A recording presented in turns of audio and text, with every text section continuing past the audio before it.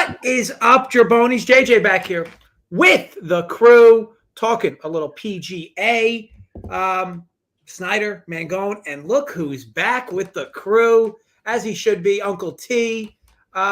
So real quick, before we get into Uncle T and this week, Snyder, Mangone, had last week overall go. I know we had some decent T20s, but overall, was it a good week, bad week, DFS betting-wise? How'd you guys do? Yeah, it was a pretty good week. Did pretty good. Like on DraftKings, cash games, single entries were good. 3-1 on the matchup bets last week. 2 of my outrights fell a little short though in third place, but it was a pretty good week all in all. Yeah, same here. I mean, I did the old big T. Profit is profit. Played in the $5 single entry. I played, not single entry, MME. I played 50 lineups. I think I played $250 in that. I won $255. So, that is profit right there. $255 worth in the pocket. But single entry cash too with just 5 of 6, even though Mark Hubbard screwed me. And I hadn't played too much golf lately. And I feel like looking back, and I remember there was a moment I was going through the tiers and I was doing my own tiers and I was the last one. And I saw 5 of the 6 people had Mark Hubbard. And that should have been my moment to say, why am I playing a chalkier Mark Hubbard? I should have just pivoted there. Dunkel, I feel like a donkey for playing him. So my goal the next couple of weeks is to make sure I don't play some of this cheap chalk because it's not the best sometimes. Yeah, and looking at the results from last week, it seemed everything but chalky.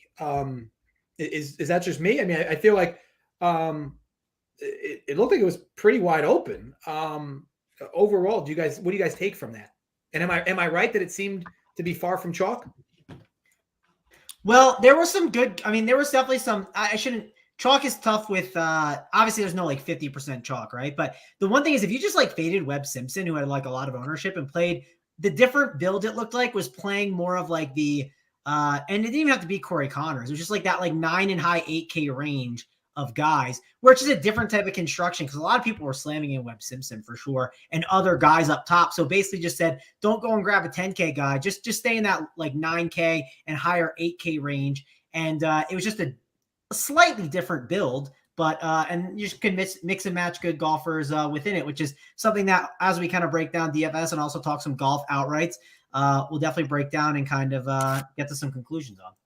Yeah, so this week is the American Express. I find it so odd that it's just called the American Express. Maybe that's JJ. Do I get to talk about last week, or are you just gonna skip over me? I mean, I realize I get it. I'm here, but I have a take on last week, or are we gonna just go on to the American Express? You see what happens, Uncle. First of all, love the candy cigs. I need to jump on that bandwagon. But you see what happens when you don't join the show. I feel like you don't need to recap. That's what happens. Snyder and Mangone will feel the same pain. But yeah, it's a good point though. How did the week go for you overall? I too had quite a bit of Mark Hubbard like these guys did, and I had no Webb Simpson. So I had no Webb Simpson, but I also had quite a bit of Mark Hubbard. So it kind of evened out as far as that goes. I ended up breaking about even. So all in all, it wasn't a bad week for me at all. I think you guys had some really good takes on here last week. I didn't get to do as many heads-up matchups or top 20s as I normally do. So, but this week I think I've got a pretty good, some pretty good takes. We had the show last night, of course. I'm anxious to get Mangone's takes, but I really like this tournament. 3 courses.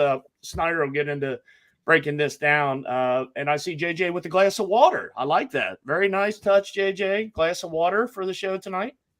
I get my H2O macros in, Uncle T. You know me. So I love that actually. So yeah, so we'll slide into the American Express, La Quinta Country Club, and as a host, I wouldn't be doing my job if I couldn't at least tell you what state this is in. It's in Cali, right, Snyder? It's in Cali, correct? Okay, so from the course layout this week, talk a little bit about it, and we'll go into DFS and then bets. But talk a little bit about it and maybe how it's different. And maybe how approach should be different based on that as well, as it relates to the course. Yeah, I'll actually talk about all 3 of the courses that they're going to be playing this week, as they're going to be playing 3 different courses. This is a Pro-Am setup, a little larger field here, about 154 golfers, I think, in this event. They're going to be playing a combination of La Quinta, the Nicklaus Tournament course, and then PGA West. And then they're going to be playing PGA West on the final day. If you make the cut, it's going to be T65 and ties are going to be making the weekend to play PGA West.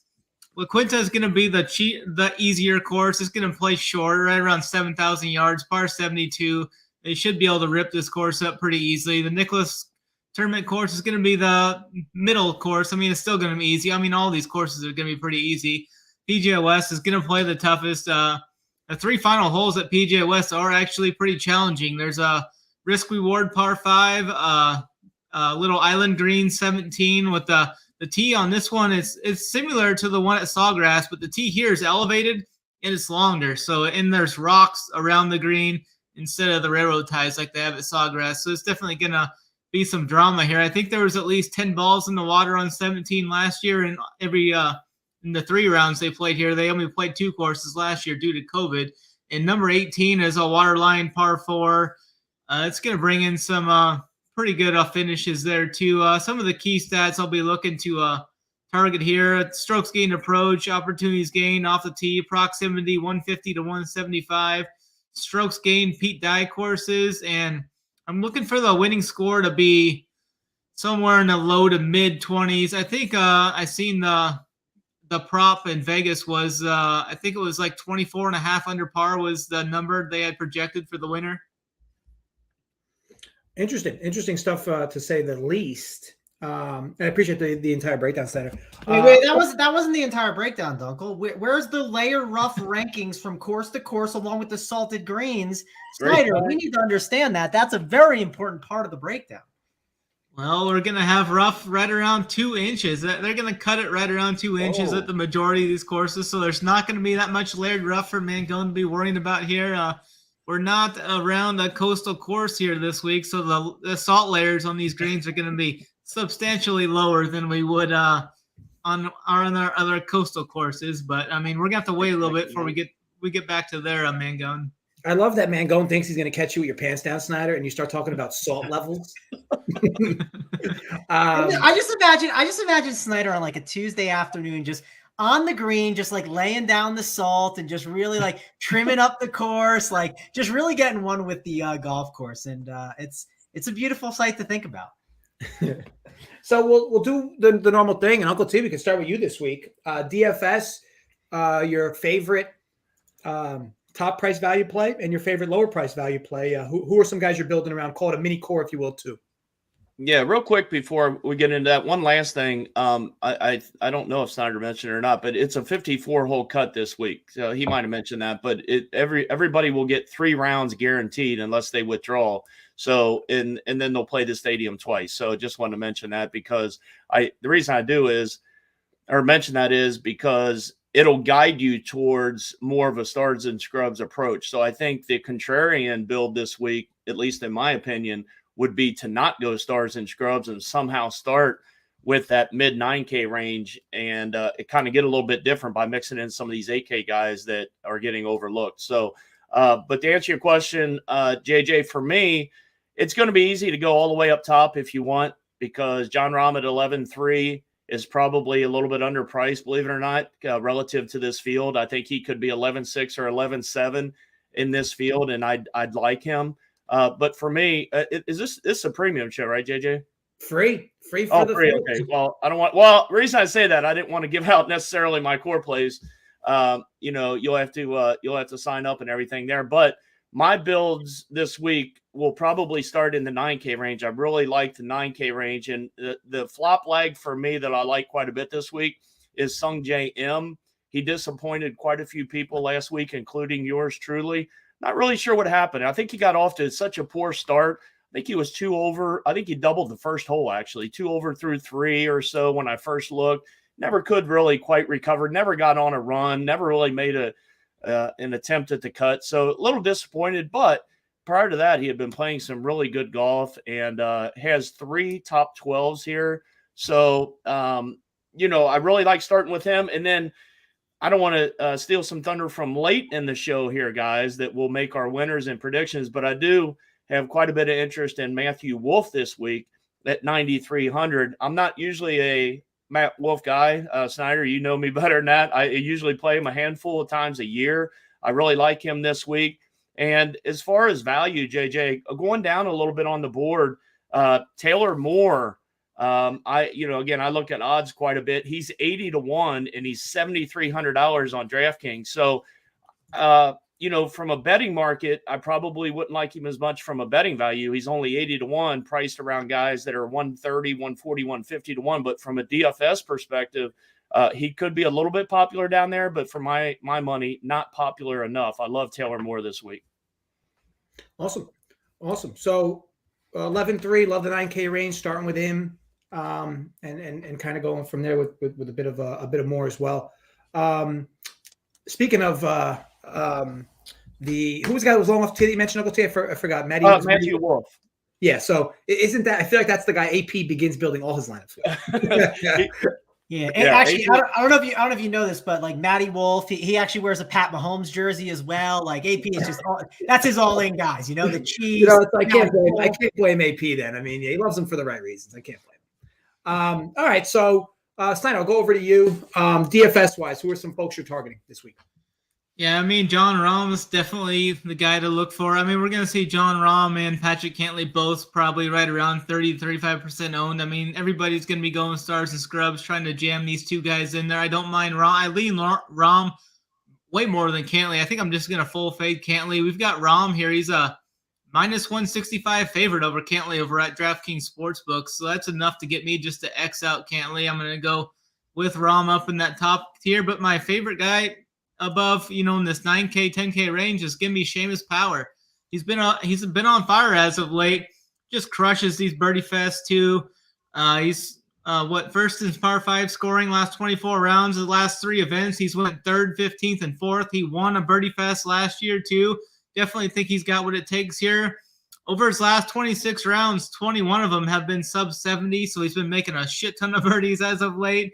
Definitely like this guy. He's got solid eagle upside as well, too. He's a favorite over Russ Henley this week, a minus 125 favorite over Henley. So I'm going to pay that extra $500, go up the Power. I mean, people aren't used to seeing him priced up this high, but I hope it shies people away. He's going to be right around half the ownership as it looks right now of Henley. So I'm definitely happy with that, paying up that extra $500. And definitely on Taylor Moore this week, like Uncle T had talked about. He's one of my flag plants off the Korn Ferry Tour last year. I was on him right as he got off the Korn Ferry Tour, and he didn't disappoint us. 17th at the Sanderson Farms, 24th at the Shriners, and ended the season with an 8th place finish at the RSM. He can bomb it off the tee, makes quite a few birdies. He made 20-plus birdies in those 3 events, so definitely on Taylor Moore. And a guy in that 6K range that I'm going to be looking at is a California native himself. I think he's underpriced here. I think he should be in this 7K price range. Sahith Theegala. He shot 65 first round at the Sony Open last week, kind of tailed off then, but this course is going to set up much, much better for him. I like his raw talent here. He finished 8th at the Sanderson Farms last year. I think he's got what it takes to get us, I think he's going to be right around that top 20, top 15 maybe even area, and he's a good value play for me this week. Awesome. Mangone. This is usually the part of the show where you give away every single player in DFS.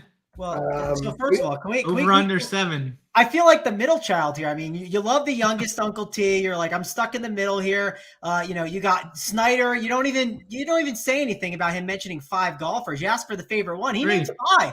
I kept count. No, you named 5. We know back you named 5. I promise you. I had my hand under the table. Replay the tape. You mentioned 5 that you like. No. You mentioned JJ, 5. Get in between them here. We can't get off the rails this early. We can. But let me talk about some golfers that were not exactly mentioned. One was mentioned by Uncle T. I've definitely grown on Sung J M. Last week me and Snyder were off Sung J M. Sorry, Uncle T. I would have maybe got lunch from you, so maybe you lucked out there. But I like Corey Connors over at Sung J. I like Sung J here a little bit. But the guy that I want to talk about that I don't think a lot of people are mentioning, I'm curious to hear what Snyder has to say as well. I'm sure he's going to tell me he's been a donkey lately hitting the ball, but he's a course history guy. Look at the course history. 76, T18, 2nd, and T5 for the past 5 years since he's played this course. He's talented with his irons, and you want talented iron players, especially when you're looking at getting 3 rounds. That's obviously nice. It's Abe Answer, and I think Abe can get the job done for us. I don't think he's going to come in as much ownership as some of these sites are saying. He's at 9.2K. And I think that range in general is really interesting. And I think more people are going to Matty Wolf versus an Abe Answer. So I'm interested in Abe. And then one other cheap guy that I'm going to talk about. He is a Canadian, and Canadians have had some success here. It's Mr. Adam Svensson, but he is a young golfer that I believe he's won 3 times in the Corn Ferry Tour, if I'm correct, Snyder. He's also using Bryson's old caddy, if I'm correct. And hey, if it's using Bryson's caddy, that's a guy that I can get behind, Dunkel. I mean, you got to get behind the guy that's got Bryson's man on the bag with him. Am I not wrong, Dunk? Can't disagree with you there. Obviously, we are big balls Bryson's fans on here, Mangone. So that sticks with me. All right, so we could slide over. I do want to hit on one thing about that Abe Answer deal that kind of worries me a little bit. I was listening to the PGA Tour radio on XM earlier today, and a guy mentioned something that Abe Answer's trying out some new clubs this year, and I mean, this he had a happens brutal like once a year, and it just I mean, it's just something to think about. I don't know how much I'm going to weigh in. I'm definitely looking at Answer this week. But honestly, I haven't built a team yet, so I still got all my MME teams to build and all that. But just something to think about. He did hit it. He hit those irons that he had just knew like a donkey over in Hawaii. So I mean, he definitely needs to right the ship here. But I think he's definitely in consideration. I looked at some ownership, and I did not understand his ownership. And I also see like the projections say whatever they say, and it's like, when you look at where he's projected versus other guys, the ownership makes zero sense to me. I don't understand. I think he's going to come in lower, and he's a good iron player. And if did he use those new irons last week? Is that correct, Snyder? I think the first 2 weeks. Yeah. Well, that's fine then. I mean, maybe now's the time where it starts to get right. I mean, he's a great. It's not like he magically it's not like Jamar Chase. Remember, Jamar Chase doesn't know how to catch a football. I think he's doing pretty fine now. He's one of the best iron players in the world. What? I'm seeing Abe Answer at 20%. I don't believe that. I mean, that's got to be wrong, Snyder. Am I right? That's what RG has, so I don't know. I mean, you can take it up with them. I've seen it a bunch of sites. I don't think it's correct. Uncle T, do you agree? I don't know, to be honest, Mangone, because I was weighing the exact argument that you're making earlier today when I was eyeballing Wolf and trying to figure out a reason not to play him. I'm showing 19 or 20 as well. If that is a true number, I definitely will love my pivot to Wolf even more because I'm showing about 11 or 12 on Wolf. So if that's the case, you factor in the club change with the irons. If that's the case, I mean, I don't put as much stock into that, but I'm sure it has to matter though, right? I mean, these guys are a creature of habit. You know what I mean? They're a creature of their equipment as well as far as what they use. I mean, Mangone, if you and I and Big T and Rubio were going out to play golf tomorrow, now if you had a swing change or an equipment change, I'd probably value it a little bit more, based off of your game and everything. But I don't know. Uncle T, let's talk about creature of habit. I went to Dunkin' Donuts to get my damn coffee, and there's a whole high school in there in front of me. I waited for 45 minutes. I cut my finger, and I had no golf shoes on. I mean, creature of habit. I was in shambles on that day. I got to get you a rematch. You can't go out like that. We'll right the ship. Don't worry. I haven't played since I got out here though, so I haven't really swung the clubs at all. But I did have Answer on my board going into our strokes gain show last night, and I think I'm going to come off of him though to be fully transparent. I'm going to go to Wolf. I actually like Connors and Power ahead of him as well in my pool, so I don't want to play 4, 5, 6 of these guys. So only because of that, I'm going to have Answer out of my pool this week. I just looked at what Answer's playing. He's playing these Murana golf irons. Never heard of them before, so cool. It kind of sounds like that Justin Rose experiment he had with Homa. It could, and listen, it could be an opportunity to bet against him in matchups over the next 4 weeks. This could be something that we're able to take advantage of in the betting markets for sure. Like I said, I think it's interesting. I like the Sung Jae Im idea of the flop lag, like I said before. I just don't. I'm trying to do the build, at least in DFS, of going to a Rom and then a 9K guy, and the Im routes haven't worked for me yet. So I would like to kind of make the Im thing work.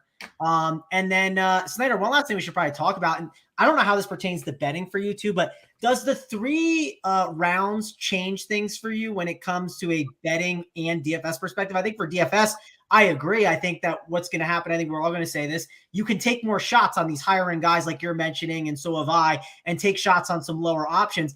But betting wise, is there some route that we can take advantage of this that you can think of, Snyder?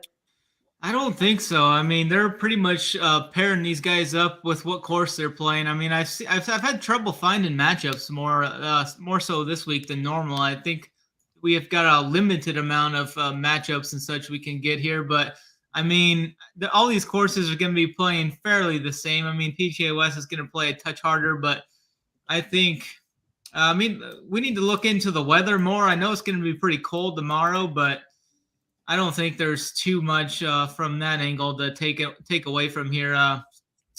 Not for me. The one thing, Mangone, I will mention, JJ, we can move on.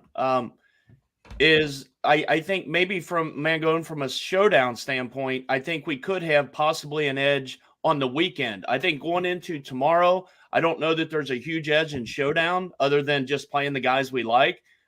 Maybe La Quinta. We can target that a little. We can target that, but what I mean is we truly don't know. We're going off of last year and how the course is played. They are very similar as far as yardage. Obviously, one technically could play a little better than the other, but what I'm getting at is on Thursday and Friday, if we see that one course plays quite a bit harder or quite a bit tougher than the other, I think Saturday and Sunday on Showdown is where we could have a bigger edge, if that helps answer your question as far as maybe an edge from that standpoint. Yeah, I definitely like that La Quinta for showdowns. I think that's like over the last 5 years or something, I think the scoring average on that course has been like right around like 69.5 or something like that I've seen. So I think that's going to be where the majority of the people flock to if they know. Snyder, that could be a good live betting opportunity, right? Like let's say your golfer's doing pretty well Thursday and Friday, like a guy that you want to bet on, but he's still up towards the top and maybe he got a little unlucky. Maybe you bet the guys that are playing La Quinta on Saturday. You bet the day before, and maybe the market hasn't adjusted to that. I think that's a really good live betting outright opportunity, just listening to this conversation that we're having. Yeah, if your guys start like at the PGA West and they shoot all right, but they're a few back from the guys that play the easier courses, I mean, I think you could definitely see some value and some outrights there for sure. Awesome stuff all around. I want to just say kudos to all three of you for keeping that live as long as it was relevant. We can go longer if you like, JJ. I can keep it going. I'm good. You might run out of water. Yeah, I'm gonna have to walk away to get more water. All right, so let's go quick. Let's go in the reverse order. Who do you believe wins the tournament? Mangone, so that means I start with you. Again, forget, whether it's chalk or not. Who do you think is the best value to win this tournament at current price?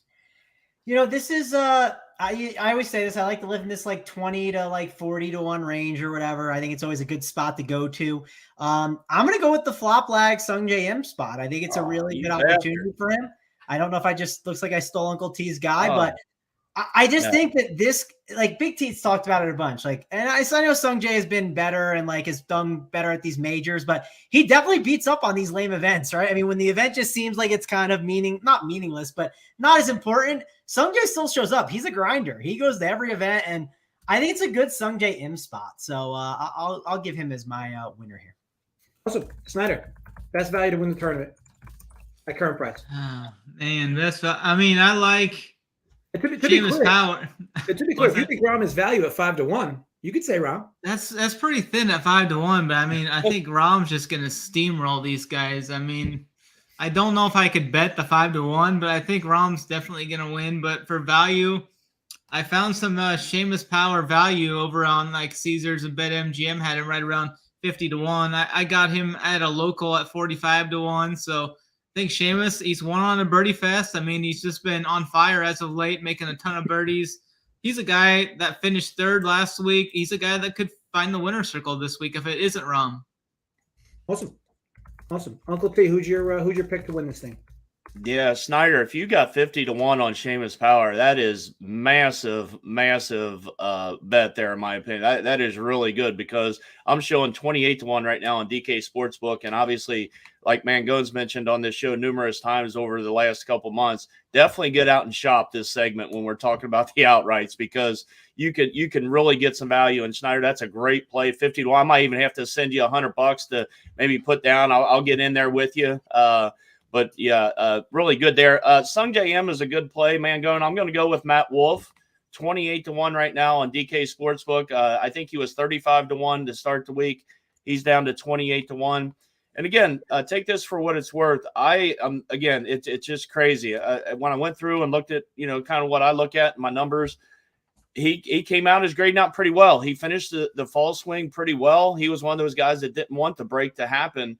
And I think he's going to be in for a bounce back 2022 season. And I really like Matt Wolf in this spot. And were we going to give our longer shot, JJ, or not? Yeah, I'll slide it right back to you, Uncle T. Who's your favorite long shot for this one? Yeah, a longer shot on the board. I'm going to go down to a guy that we like quite a bit at RPS, and he may or may not be in my core plays this week or in my tiers, but 100-1, at least on DK Sportsbook. Chris Kirk, 7,800 on DK, but Chris Kirk is a guy that he's more than capable of competing in this tournament, and at that value, I think it's a pretty good number. Awesome, Snyder. Who's your favorite long shot? I'm gonna go with Taylor Moore here. I've seen him anywhere from 80 to 100-1, depending on which site you're at. I think he's got what it takes. I mean, he's made 20 plus birdies in 3 of those events last in swing season. I think he's great odds. I mean, we've seen on average over the last, can't remember how many years, but over this time period, the average winner's been 55-1 in this event. So long shots have won quite often here. Love it. Love the pick. Mangone, favorite long shot. What's our long shot considered? Is it 50-1 or deeper? Is it 100-1? What is it, Dunkel? What do you got? 25 for Mangone. Yeah, Mangone's no, it's not. I'm asking. Am I thinking a 15-1 there? Or gotta go. Long shot's got to be like 80 plus. I'm asking for the numbers. I want to make sure before I get made fun of. I want to make sure I'm in the criteria. Well, we'd rather make fun of you, but go ahead. 50 or higher. We've made exclusions at times where we went to 45 for you, Mangone. No, that's the right shop. I will say I could do this, right? I could be like, well, if you go to Pinnacle, you can get Will Zalatoris at 55-1, but you can't on other books. I'm not going to do that, of course not. I'm going to go with Mr. Luke List. DraftKings, he's 65-1. FanDuel, we get him at 70-1. So again, price shop. It's one of my favorite things to say on this show. Just keep shopping around. Feel free to go up and down the market like it's supermarket sweep. Okay. Get what you need. You Luke must not have listened to me, Mangone. I just plugged that for you about 2.5 to 3 minutes ago, and you weren't listening. I mean, I will say this, Uncle T. NBA lock is going on. Jimmy Butler got ejected. Okay, I'm making these swaps. I'm moving things around.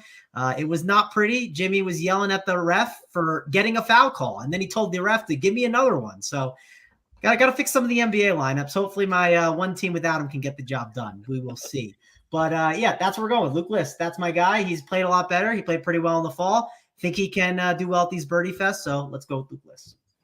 Awesome. Now we'll move over to matchups. And Snyder, I'd assume, considering how high you are on, is it pronounced Seamus? Seamus, yeah. Seamus. Uncle T's laughing. Is that how it's pronounced? Seamus. No, it's Seamus. So is Power a guy you're looking for matchups, or do you have somebody else in mind? I know you've been saying his name a lot tonight. Yeah, I've got him in a matchup here against Russ Henley. I talked about that earlier, kind of in my breakdown of Seamus Power, where he was favored over Russell Henley on DraftKings Sportsbook. He's minus 110. He's minus 125 at some other spots, but make sure to hit DraftKings to get the better odds there. Definitely like him. Russ Henley was in contention last week, blew up on the final 9 holes, basically, more or less. Played number 18 not to lose and ended up losing. I mean, he should have played the 18 a little more aggressive than he did. Laid up twice, ended up losing. Hideki came and took it from him more or less. So it's good to see Hideki get the W. But I'm going to be looking to fade Henley this week and back my guy Seamus Power against him. Love it. Mangone, aside to you. Favorite matchup target? Yeah, I love how he calls it Hideki. So Hideki Matsuyama. It's so good. Snyder's pronunciations are amazing. Almost as good as JT's. So with the matchups again, look around for good ones. Like the Power one, I think that's really interesting. Man, we haven't talked too much about the old Pat Reed here. Pat Reed, I'm not buying in on. I know Hoop has been heavy on talking in our Discord chat about fading him. Cameron Tringale, this feels like one of those events. He's actually a guy that he's made a lot of money on tour. He's not shipping tournaments, but he gets high finishes. he gets towards the top and also at these kind of lamer events. And I think Cameron Tringale minus 120 over Pat Reed at plus 100. I think that's the guy I'm going to go to as my matchup here over on the DK Sportsbook. Love it. Love it. Uncle T, who's your favorite matchup? Yeah, those are some good ones. I'm going to go back to the theme that Snyder had against Russell Henley. I'm not a big fan of Henley this week. I like actually quite a few matchups, 2 or 3 different matchups. I do like the power matchup against Henley. I'm going to go with a different matchup. Chris Kirk plus 120 right now over Henley. I'm not, Henley doesn't have great course history here. And I know this isn't one of the tournaments where we put a ton of course history in. They obviously last year only played the 2 courses. This year they're playing 3. So there's different factors into that. But still, I'd like to at least have some better finishes from him. And again, off of the 5-shot debacle that he lost on the back 9 to Hideki last week, I'm going to fade Henley in all matchups this week. And I'm going to give you a bonus one, JJ. Adam Long plus 105 against our boy Strill Daddy. Strill Daddy doesn't match up or line up very well on this course. He's fine as a GPP play as far as a DFS standpoint. But Adam Long, I think, is going to, he missed the cut last week, but had been playing some really good golf. Plus 105 against Streelman. I really like that. Awesome. Plus 105. DK. Awesome. Before we sign into the final segment, which is T20s, my guy Blake, I personally won't be able to stop the bleeding. I did mention to them, though, about Flex Seal being a pretty good fix. Have no idea whether or not that'll actually take shape or not, but time will tell. But I got you, Blake. I got you. Doug, I saw a great tweet about that. We're in the middle of a pandemic, right? And there's the DKNG is just surging to the top, right? All the uncertainty in the world. With ping pong and KBO. Yeah. And we got the New York Sportsbook is ready to go, right? Oregon is launching, and we are just tanking. We're in the heat of the NFL playoffs, which is arguably the biggest time of betting of the year. Yeah. And the ship is sinking. You hate to see it. Yep. Adam Schefter tweeted out that thing about numbers are so through the roof on the NFL weekend, up plus 30% or whatever insane number he said over X amount of years. Yeah. It's just, then of course it's just full on tank mode to the ground. All right. So we'll end, of course, with T20s. Uncle T, I'll start with you for this one. You have a favorite list of a top 20 guy you have confidence in based on the price? Yeah, I really do. I hope I don't steal Snyder's here because we've been talking about it quite a bit. But Seamus Power plus 120 to top 20. I think he has 6 out of his last 8 tournaments. He's got top 20s. That's not the reason I'm using that number, but still 6 of them in the last 8 tournaments, top 20s. He's playing some of the best golf of his career, obviously, and his confidence is soaring. I've talked about it on the strokes gained and as well as this one over the last couple of months. When you get some of these good talented guys that can hit the ball and really good with their irons, just the confidence and piling up good finishes, their confidence goes through the roof. And right now, Seamus Power feels like he can go low at any course. So plus 120 there, and I'll give you a bonus when Adam Long, I mentioned him a moment ago, plus 300 to top 20. I just think that's a huge value for Adam Long down there. I think that's too high of odds there. So plus 300 on Adam Long to top 20 as well. Love it. And Snyder, I'll slide to you. You can't go Power here. So who you like the T20? I'm going to go with KH Lee. I was on him last week. I've been kind of riding him as of late. He's made 10 of his last 11 cuts, 6 finishes inside the top 25 in that stretch. I think he's a real solid bet here at plus 410 over at FanDuel. So I definitely like to get KH Lee. And I wanted to hit on one little of kind of like a prop bet that I seen. It's John Rahm as a top continental Euro player. He's matched up against Noren, Norlander, Molinari, Sabatini, Straka. And I got him through that. I got a guy that, everybody's got that guy from the local sports bar that'll take a little action on the side. But he had it at minus 145, and I hit it as hard as I could. And I hit it again through another guy's account as hard as I could. But over on FanDuel, it's listed at minus 190. But I just think that still at minus 190, that's such great value against those lesser talents than Rahm. I think Rahm's definitely the class of this field. So I like that, but KH Lee's my top T20 guy. Oh, that extra derivative you threw in there too. Mangone, favorite T20. Yeah, Snyder, I bet when you did hit those as hard as you could, you definitely wore your hat, because if they saw that haircut, there's no chance they would have took your action. If he had his thorn hat, I'm sure that meant a lot more too. The thorn hat. You should have. I'll bust that out next week. No, you can save it. I like the RPS lid better. I'm going to go with Taylor Gooch at plus 125. I think Gooch is a good shot. I just like taking these really good iron players. And man, in DFS, it's tough to stomach the price, it feels a little grosser in the betting market, but he has been absolutely crushing and really good iron player. I think it's a good spot. And we'll go through the course history. That's always nice to talk about real quick with him. We haven't talked a lot about him, but T21, T17, fourth, and T67. That was from 2021 till going to 2017. So he has improved and done pretty well. So we'll take that for the T20. All right, cool. Well, we'll end off with just some brief final notes. Since we started in reverse with Uncle T to begin, Mangone, I'll go back to you. Any final notes on this course, where you're approaching it DFS betting wise? Where you at? All right. Well, you said and I didn't know if we were pausing, Uncle. You had a little cliffhanger going there, but DFS wise, I don't think my thoughts are all formed perfectly on it yet. I'm obviously tonight. I'll jump in the Discord chat a little bit, maybe give some thoughts there too. But I like the idea of doing like what Snyder's been saying, like grab a ROM up top. Obviously, because it's 3 rounds, you can take a little bit more shots. But I do want to be a little careful with the shots I'm taking. I don't need to go like 2 6K guys in DFS and then like just really gamble with it. I don't want to have too many guys that I'm trying to hit like such a long shot parlay on. I want to be smart with it a little bit. So I don't even hate the idea of just avoiding the Rahm, Cantlay, Scheffler, and Finau range and starting with the Sung J M to kick it off. I haven't really messed with those lineups yet, but I'm going to consider it because earlier in the week I said to myself, what if I did like a Sung J M lineup with a Corey Connors and then like a Will Zalatoris, right? Like a 3-9K build. I don't think that's going to be done too much. And then maybe I can like just stay in the low 7K range and call it a day, which I'm kind of considering that route a little bit more. I kind of moved over to Snyder's route of grabbing one of those studs up top, but the more I've talked about it and looked, I kind of like the idea of trying to grab 3 9K guys possibly. Awesome. Snyder, final notes for this course?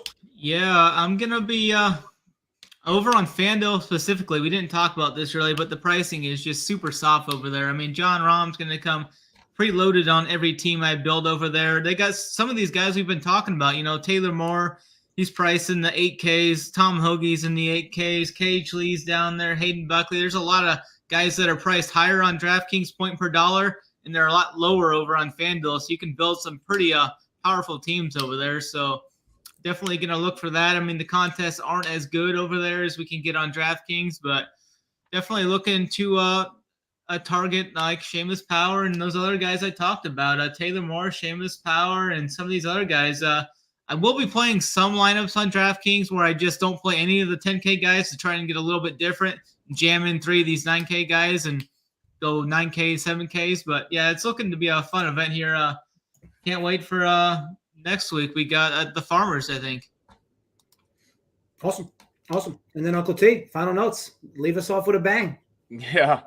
Snyder really brought up some good points. I think the popular builds will be to go up and grab either Rahm or Cantlay. Obviously, in some cases, people may try to jam them both in. But like Mangone said, I'm going to try to limit my under 7K to just one player. I really don't want 2 of those guys if I don't have to. And as a matter of fact, I'm going to set a rule not to. So I do like that a lot. And then if you're going to go that route, I'd rather go to the 9K range. That's where my builds are currently.